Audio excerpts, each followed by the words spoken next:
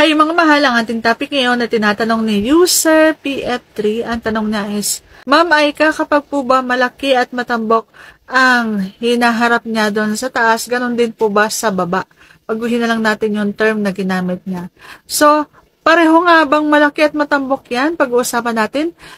Ang mga bagay na yan, kung interesado kang malaman, please keep on watching para bago yan. Kung bago ka pa lang sa akin channel, please consider to like this video and subscribe my channel.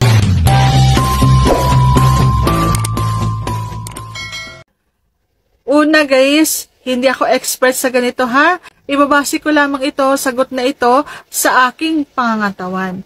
Okay, dahil malaki ang aking hinaharap dito sa aking itong aking dalawang bundok. So, ang masasabi ko is ganun din sa baba. Matambok din, malaki din, floppy, yung mga malaman kasi hindi naman kasi ako payat guys.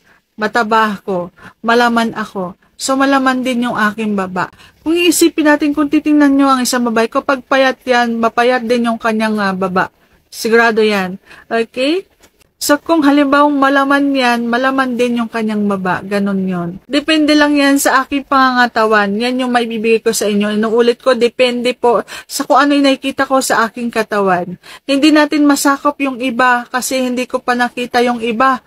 Wala pa akong nakita bukod sa mga napapanood lang sa mga palabas. Kasi sa mga palabas naman, yung mga naguhubad naman sila is, madalas niyan, operada. Naoperahan na, nagpadagdag, nagpabawas, ganon. So, hindi natin masabi. Pero sa mga katawan natin, mga normal, na walang bawas, walang dagdag, ang nadagdag lang is yung taba. So, ang masasabi ko is, kung ano yung nasa dibdib, malaman din yun sa baba. Okay? So, malaman na maplapi, mga ganon. Masarap pindutin, mga ganon. Okay?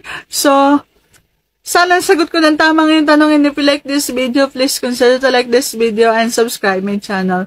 Thank you for watching. See you on my next vlog.